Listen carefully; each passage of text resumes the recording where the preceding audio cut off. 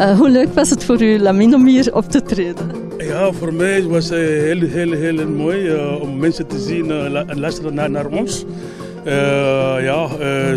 Ik ben geëmotioneerd om mensen te zien dansen, wat we hebben gedaan. En dan voor mij is het heel aangenaam.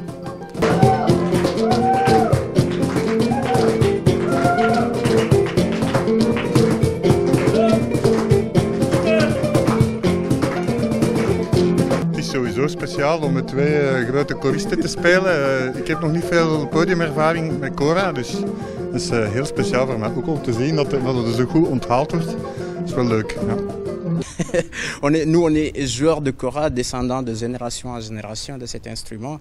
Donc voir les amis comme Lamine, Tim en jouer et aussi venir ici jouer devant ces gens-là, donc on peut dire qu'on s'en réjouit. Nos ancêtres sont contents que nous sommes des ambassadeurs de cette culture et de venir jouer jusqu'à cette église, c'est vraiment c'est son plaisir pour nous parce que voilà, c'est la kora qui voyage, c'est la culture africaine qui est en promotion, donc c'est excellent, nous sommes contents. Et voilà, nous vous remercions.